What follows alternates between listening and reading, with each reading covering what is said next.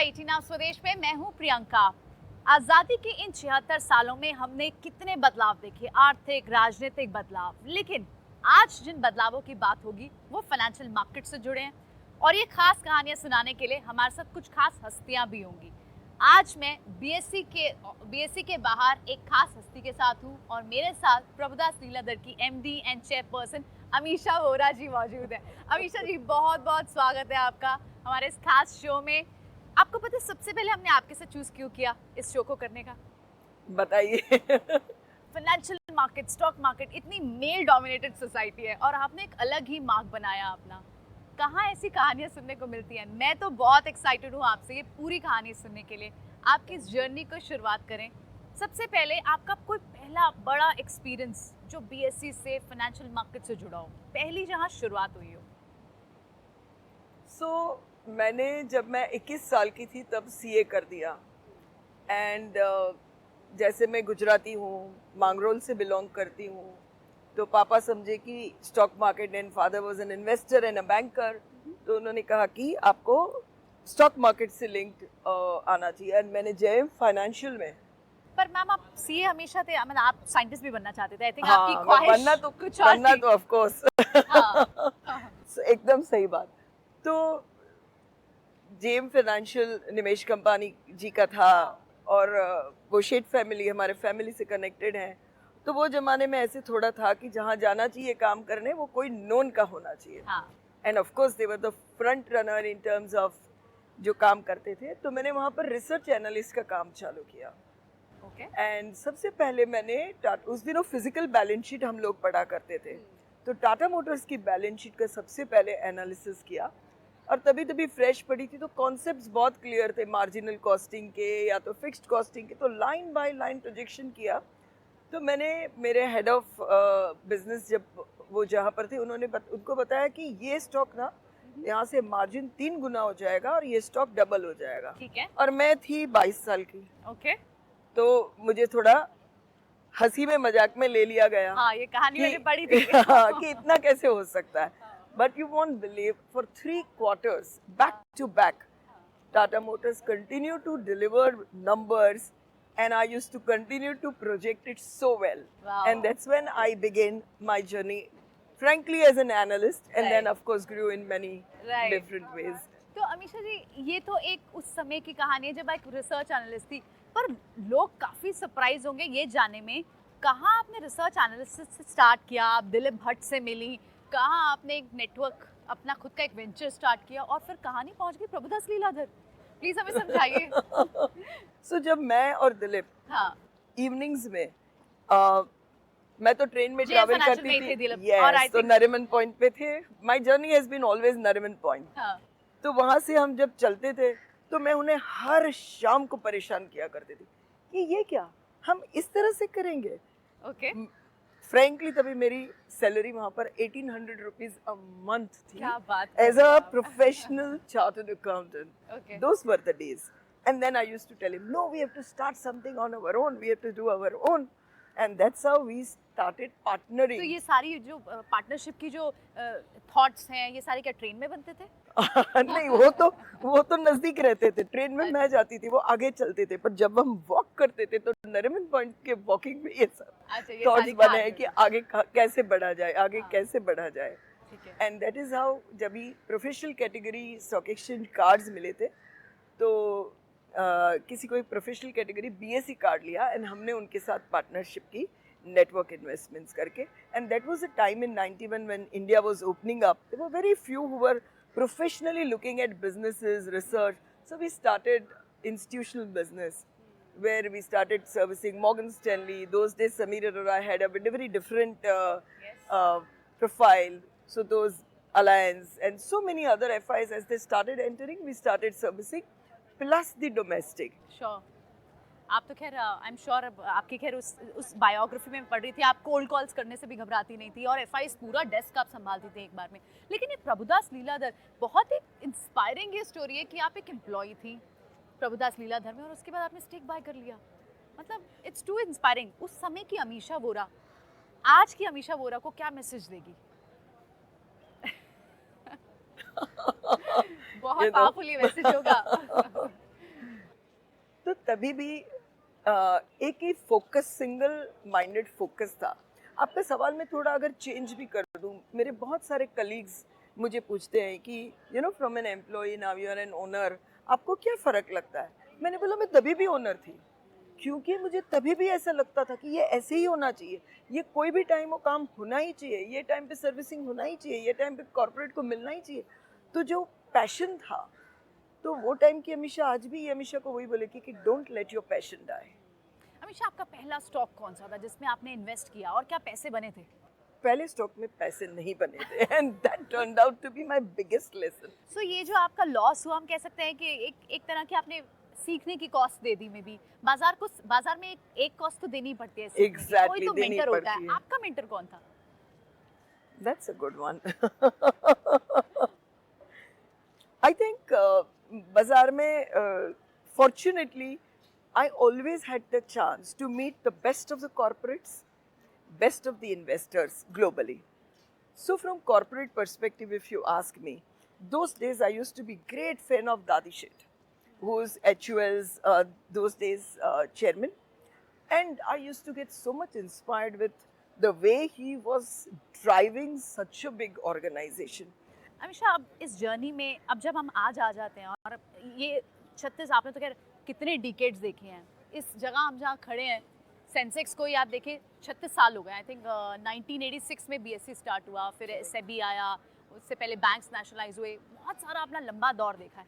एक और दौर था बदला, क्या आपने Correct. कभी कुछ खरीदा था उसमें, बाद में से अबॉलिश किया गया, उसकी कोई मेमोरी हमारे व्यूअर्स के साथ शेयर कीजिए। एक मेमोरी मैं ज़रूर आपसे शेयर करूंगी, जिसकी वजह से, जो प्रिंसिपल्स की वजह से आज भी प्रभुदास लादर का नाम बहुत ही रिस्पेक्ट से लिया जाता है, कि दोस डेज लार्जेस्ट बदला प्रभुदास लादर के थ्रू क्लाइंट्स ट्रांजैक्ट करते थे, almost 400 crore those days, sometime in 2000। Okay. And जब ये बदला मार्केट में करने का सिस्टम बंद हुआ, तो प्रभुदास लादर सब क्लाइंट्स को मंडे का पोस्टेड चेक दे पाया on Saturday. That means the money was absolutely at the place जहाँ पर उसे रहना था। तो जो हम आज भी बहुत प्राउडली कहते हैं कि वी इंटीग्रिटी और ट्रस्ट में प्रभुदास लादर को कोई नहीं पहुँच सकता, तो इसीलिए कि यहाँ पर कुछ भी जो प्रॉमिस किया उससे अलग नहीं होता है। बिल्कुल, इसीलिए आज हम देख रहे हैं प्रभुदास लीलाधर कहाँ है। अमीषा जी, क्योंकि हमने देखा कि अब आपने जब बात की है उस समय से ट्रस्ट की, आज के समय का जो एक निवेशक है, आज के समय का जो इन्वेस्टर है, वो बहुत इंटेलिजेंट है, उसने बहुत धैर्य भी रखा है। लास्ट ईयर चाहे एफआईस थे नहीं थे, एफआईस की अभी चाहे भले ही 4 महीने में, अप्रैल से जून के समय में 4 महीने में हाईएस्ट एफपीआई एवर भी आ गया आपको, लेकिन जो भारत की जो स्ट्रक्चरल स्टोरी है उसमें तो आप लोगों ने डिकेड से देखा है किस तरह से चेंज हुई है। डीआईएस लगातार क्वेश्चन दे रहे हैं, क्या एक समय ऐसा भी आएगा जब एफआईस हो या ना हो हमें फर्क ना पड़े, या फिर यहाँ के डीआईएस या यहाँ के बड़े एचएनआईज इन्वेस्टर्स को बाहर देखा जाए, वो इन्वेस्ट क्या करें बाहर? डेफिनेटली होगा। मैं आपको एक बताऊं कि आज से जस्ट 10 साल पहले मैं सीआईआई में एक मेंबर थी, एंड हम लोग यही डिस्कस करते थे कि डोमेस्टिक इन्वेस्टमेंट को कैसे मार्केट में चैनलाइज किया जाए, एंड वहाँ तक सोचते थे कि डोमेस्टिक इन्वेस्टर गोल्ड में ही डालता है, Right. तो क्या गोल्ड में इम्पोर्ट ड्यूटी लगा दे, वो बराबर नहीं था। पर वहाँ तक के थॉट्स थे कि मार्केट में पैसा नहीं आ रहा है, आईपीओ नहीं हो रहा है, capital is not getting infused into new ventures, तो ग्रोथ कहाँ से आएगा। और जब आज आप देखते हो post Covid and post demonetisation के बारे में कुछ भी बोले, पर बिगेस्ट फायदा तो यही हो गया कि फाइनेंशियलाइजेशन ऑफ सेविंग्स हो गया, डिजिटाइजेशन बढ़ गया, डिजिटाइजेशन बढ़ गया। एग्जैक्टली। तो और ये चलते चलते जब कोविड में सबने एक्सपीरियंस किया, तो आप देख सकते हो कि लगातार लास्ट ईयर एफआई का सेलिंग था, एंड लगातार डोमेस्टिक का पॉजिटिव इनफ्लो चालू था। तो आज भी जब हम फॉरेन जाते हैं, तो some of the wealth houses whom I meet, they are interested not because they want to come and participate in Indian wealth, they are interested कि Indian wealthy and family offices globally invest करेगी। तो वो trend चालू हो चुका है, and आज भी हमारा सेविंग्स रेट 30 से 31% है।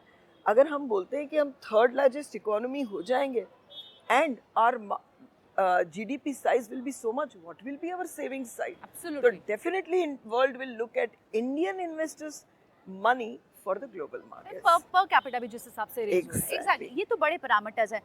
अमीशा जी, क्योंकि मल्टी बैगर्स ना हमेशा व्यूअर ढूंढना चाहते हैं, इन्वेस्टर्स ढूंढना चाहते हैं, कुछ ऐसे कुछ एक होता है कि समय से रहना, to be invested in markets, और एक होता है राइट चॉइस कर लेना, दोनों ही बहुत इंपॉर्टेंट है। कोई ऐसे 3 बड़े आइडियाज जो आप हमारे व्यूअर्स को दे पाएँ, इन्वेस्टर्स को दे पाएँ, जो medium to short to medium term के लिए हो, और कुछ जो 3 साल के लिए रखने हो, और कुछ जो आपने 5 साल से ज़्यादा भी हमेशा अपने पोर्टफोलियो में रखने हो। देखिए, जो हमेशा पोर्टफोलियो में रखना चाहिए, उसमें एक स्टॉक मुझे बहुत टाइम से पसंद है, मैं अभी भी वही स्टॉक जोर से रिकमेंड करूंगी, वो है टाइटन।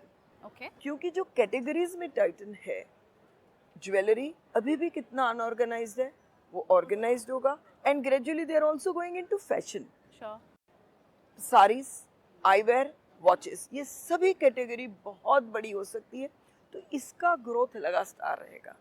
प्लस ये फ्री कैश जनरेटिंग बिजनेस है एंड बेस्ट मैनेजमेंट है, तो इसमें 1 क्वार्टर 2 क्वार्टर का व्यू नहीं लेना चाहिए, ये कोर पोर्टफोलियो का पार्ट बनना चाहिए। तो वो लॉन्ग टर्म के लिए एक हो गया। आप बोलते हो कि मीडियम टर्म के लिए, तो एक सेगमेंट जो भी इंडिया में ट्रैक्शन चालू हो चुका है और वो बना रहेगा, वो है a combination of defence, infrastructure, railways. So generally कोई पीएसयू स्टॉक रेकमेंड नहीं करते हैं, but I think that Bharat earth movers, which is a combination of mining, railway and defence, sure. जो एक 5 साल से एक ही रेंज में था कि 5,000 करोड़ का ऑर्डर बुक, 3,000 करोड़ का सेल्स, एंड अकॉर्डिंगली उनका मार्जिन्स चल रहा था। अभी उनका ऑर्डर बुक हो गया है सीधा 5,000 करोड़ की रेंज से 15,000 करोड़। जैसे जैसे ये इम्प्लीमेंट होगा, पूरा margin profile, profitability profile will change. तो मुझे लगता है ये स्टॉक यहाँ से बहुत अच्छा करेगा इन्वेस्टमेंट में। एंड थर्ड, ऑफ कोर्स, कोई नया आइडिया कुछ करना हो तो मैं ऐसे तो मार्केट सस्ता भी नहीं है। हाँ, बिल्कुल। करेक्ट। एंड Valuation तो लगते हैं। लास्ट 3 महीने की रेंज के बाद a lot of action has already happened.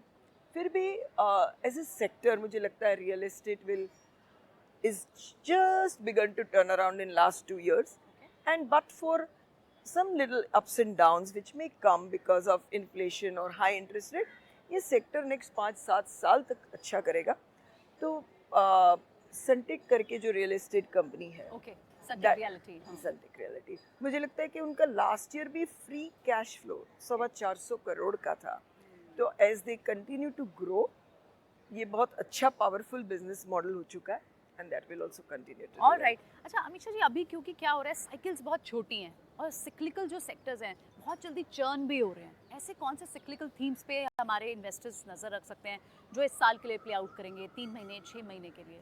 मुझे लगता है इंफ्रास्ट्रक्चर। ओके। इंफ्रास्ट्रक्चर, डिफेंस बहुत अच्छा रन हो चुका है, बट इंफ्रास्ट्रक्चर में भी quality of business has change, order inflow is substantially change, but valuations have still not caught up. तो across the board infrastructure stocks, and जहाँ पर कहीं ना कहीं स्टील प्रोड्यूसर्स या तो स्टील प्रोसेसर्स भी आ जाएंगे, कहीं ना कहीं नीश या तो अभी भी अट्रैक्टिव सीमेंट प्लेस भी आ जाएंगे, कहीं पर railway related manufacturers, value chain है। यस, ये जो पूरी मैन्युफैक्चरिंग इंफ्रास्ट्रक्चर वैल्यू चेन है, मुझे लगता है वहाँ पर बहुत अभी भी ग्रोथ बने रहेगा, और वो फुल्ली डोमेस्टिक ड्रिवन है।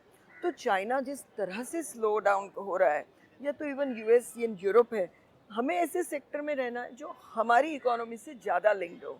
ठीक है। And being in election year, अभी भी वो इन्वेस्टमेंट्स कम नहीं हो जाएगा। इंफ्रास्ट्रक्चर आपको थीम हाँ, बड़ी पसंद द है। Manufacturing infrastructure space will continue to B.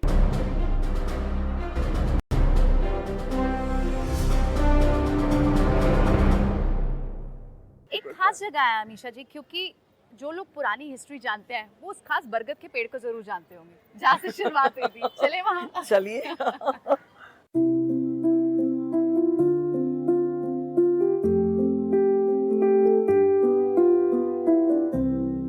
तो जिस बरगद के पेड़ की हम बात कर रहे हैं वो हमारे पीछे ही है, और अमीशा जी की बहुत सारी मेमोरीज होंगी इस जगह से, आई एम श्योर। अमीशा जी, कोई खास मेमोरी इस पूरे एरिया से आपको जुड़ी हुई याद आती है? यहाँ तो बहुत फेमस डोसा कॉर्नर है, इडली कॉर्नर है, चाय टपड़ी वाला है, आपकी कोई बड़ी खासी मेमोरी? यहाँ पर एक रामदेव करके रेस्टोरेंट है, वहाँ की idli with that mulagapodi chutney and sambar used to be our most favourite. Okay तो हम बहुत बार यहाँ पर किसी को अगर मिलने आ गए, ये एरिया में क्लाइंट्स को मिले, तो उसके बाद या तो उसके साथ या तो ऑफ कोर्स मैं और दिलीप यहाँ पर तो रहते ही थे। हाँ, यही सारी प्लानिंग्स होती थी। सेंसेक्स के साथ भी ऑफ कोर्स बेस्ट यादें जुड़ी है, क्योंकि हम यहाँ खड़े हैं। तो मुझे पता है जब इंस्टीट्यूशनल बिजनेस मैंने संभाला प्रभुदास लेदर में, तो बदला बंद हुआ था एंड मार्केट्स हैड क्रैश्ड। तो तब हम कुछ 1-8 करोड़ की ब्रोकरेज कर रहे थे। हाँ, वहाँ पर से चालू करके 2006-07 the total business I grew to 100 crores. Okay, nice. And that to celebrate that 100x, and also Sensex had touched 10,000. Right. So Prabhudas Ladar had organized a huge party at NCPA. Okay. हमने पूरा all the institutional and corporate clients को Sensex से 10,000 करके एक party किया था। तो Sensex के साथ वो भी जुड़ा है। But imagine it's just about 15-16 years and Sensex is 6x. Right. मतलब आप ये बोल रहे हैं अमीषा जी, क्योंकि वो जो शुरुआत के 10,000 थे सेंसेक्स में, वो तो बड़ा लंबा समय लग गया। ये जो हमने 15 साल में 20 साल में कवर अप किया है कि अब 65,000 के पार है, अब आगे की जर्नी 1 लाख कब हो रहा है सेंसेक्स में? बहुत जल्दी होगा। मैं आपको बताऊं कि हमारा स्टडी बता रहा है कि whether Japan in 70s, then Taiwan and then China, एक उनका डिकेड आया था जब ही उनकी वर्किंग पॉपुलेशन और the demographic, as we keep saying, was exactly placed like what it is in India. आज वर्ल्ड में यंगेस्ट वर्किंग पॉपुलेशन इंडिया की है। जी। तो यहाँ से हमारा जो सफर रहेगा, हाँ। 2,000-2,500 डॉलर पर कैपिटा से, डेवलप्ड इकोनॉमी जब बोलते हैं तो 10 से 12,000 डॉलर पर कैपिटा की जो जर्नी है, राइट। और यहाँ से 2024 से 2030 की जो जर्नी है, हाँ। मुझे लगता है ये 18-20 हजार में घूमता हुआ निफ्टी तभी हमें 40,000 दिखेगा। निफ्टी भी यहाँ से नेक्स्ट 6 साल में 7 साल में डबल होगा। तो हाँ, तो वेदर आपको बहुत 6-7 साल में निफ्टी डबल हो जाएगा, यानी लगभग 40,000 रुपए। is a fair possibility, I'll tell you, because हम अगर 11% भी नॉमिनल जीडीपी ग्रोथ लेते हैं और 12% भी, अगर 12% भी आप कॉर्पोरेट अर्निंग रखते हो, करेक्ट, एंड मैं capital market cap to GDP ratio इधर जो अभी 1 के करीब है, कभी 0.90 चला जाता है। 1.1 in a good economy is not impossible. जब 1.1 मार्केट कैप टू जीडीपी करते हैं तो आप ये निफ्टी पे पहुंच जाओगे।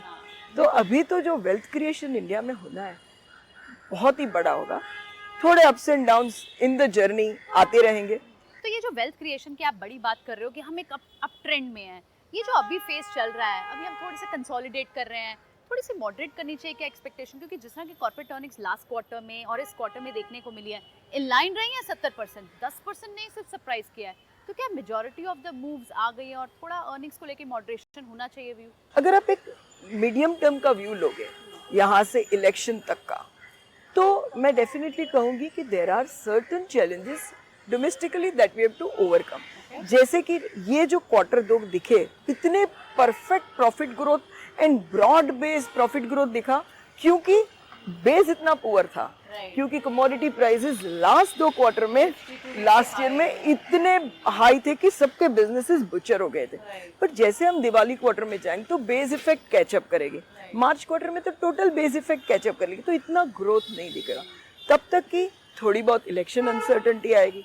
एंड टू थिंक कि चाइना इतना जोर से स्लो डाउन हो रहा है, वर्ल्ड स्लो डाउन हो रहा है, और हमारे बिजनेसेस को कुछ फर्क नहीं पड़ेगा। थोड़ा फर्क तो पड़ेगा, थोड़ा फर्क पड़ेगा। तो वो सब हमें 4th क्वार्टर से थोड़ा दिखाई दे सकता है।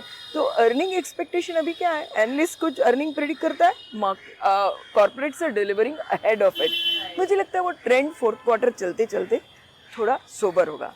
बट जबकि ये हो रहा है, फिर भी एक बहुत इंपॉर्टेंट फैक्ट क्या है कि compare to all over the world, whether it is GDP growth, whether it is government balance sheet, whether it is banks balance sheet, whether it is individual balance sheet, that is the strongest in India at the moment. तो global flows जाएंगे कहाँ? China में एक मैं बोलती हूँ flood कर दिया in the beginning of this year कि शायद इतना सस्ता है कुछ कमा लेंगे, पर वो ग्रो नहीं हो रहा है। तो इतनी लार्ज इकोनॉमीज जब कुछ नहीं करेगी तो पैसा इंक्रीमेंटली इंडिया में आना ही है। करेक्ट, यानी वहाँ के जो आप M&A के साइज देख लें, बड़े इन्वेस्टर्स वहाँ से वॉकआउट कर रहे हैं, वो सब तो चाइना की तो एक दिख रही है स्टोरी। आप कह रहे हैं कि यानी अगर बाहर के देश गिरते भी हैं तो हम इतना नहीं करेक्ट होंगे। Correct, exactly. एंड जो क्रैश बोलते हैं वो मुझे नहीं दिख रहा है, consolidation is very much possible. तो उसके लिए इन्वेस्टर को बेल्ट बांध के बैठे रहना चाहिए।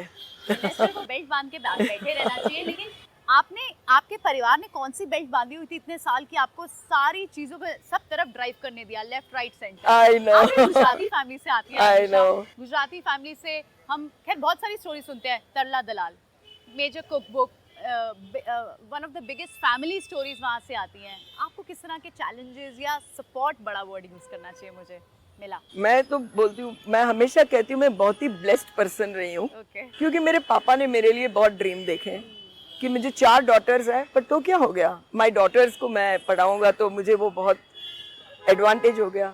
उसके साथ मेरे पार्टनर, तभी मेरे लवर और अभी लाइफ पार्टनर, उनको भी मेरे ड्रीम से प्यार था तो उन्होंने मुझे फुल फ्रीडम दिया।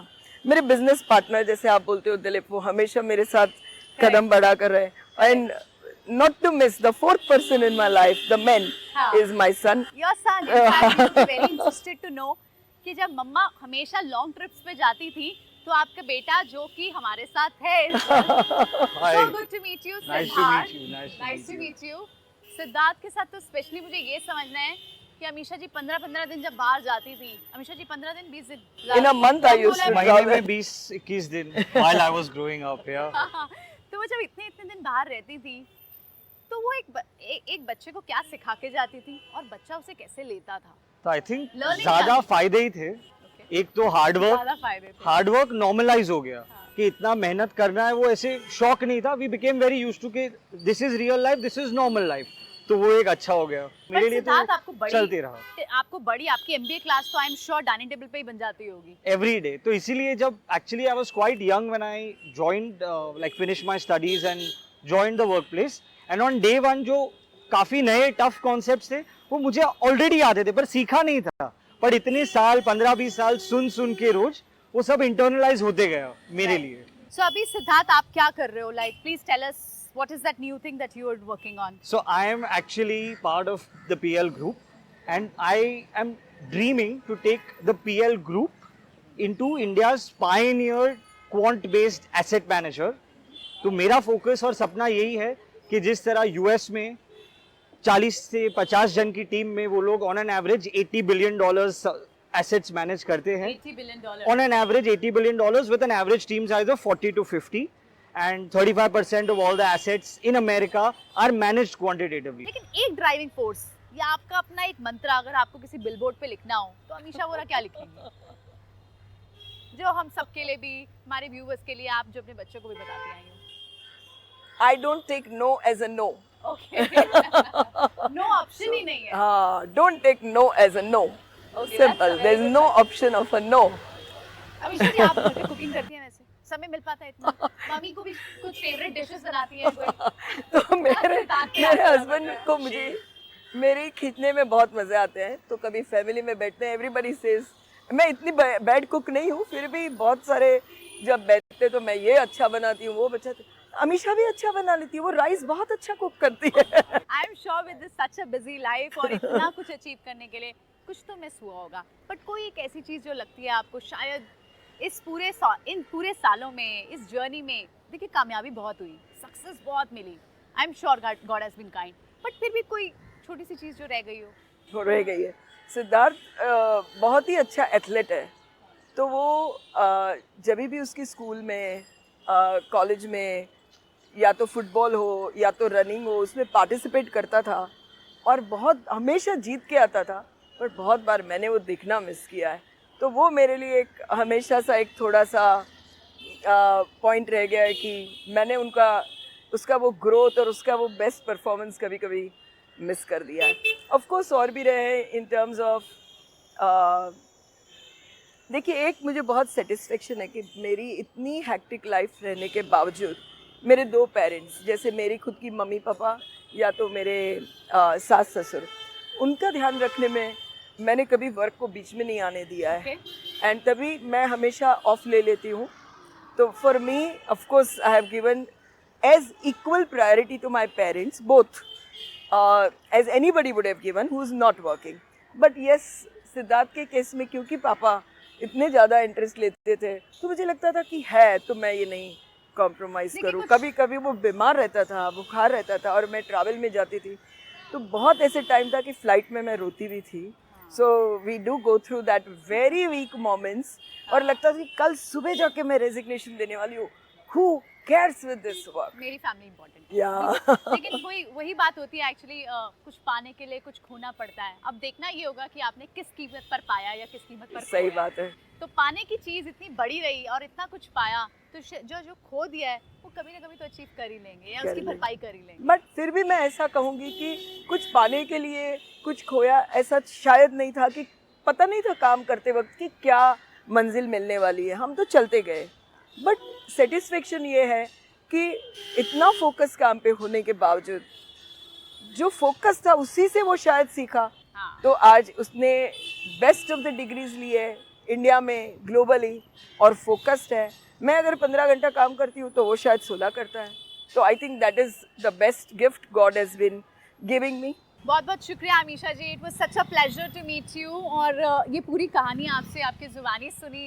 It was such an inspiring story and wish you luck Siddharth, do well in life. और आपसे हम तसल्ली से फिर से बात करेंगे इस स्वदेश पे कि आप एक नया सेट ऑफ जो लेकर आए हैं, जो इंडिया मेच्योर नहीं है जिसमें जिस पार्ट ऑफ इन्वेस्टिंग को, उसको भी समझने की कोशिश करेंगे. लेकिन बात यही है कि इस खूबसूरत सी कहानी को कोशिश हमने की. अमीशा जी की ज़ुबानी एक इंस्पायरिंग स्टोरी है, एक इंस्पायरिंग पर्सनालिटी है. हमने पूरी कोशिश की आप तक ये ला पाएँ और ऐसी खूबसूरत कहानियाँ आप तक लेकर आएंगे. फिलहाल इस सीरीज़ में इस पहले शो को देखने के लिए बहुत बहुत शुक्रिया आपका.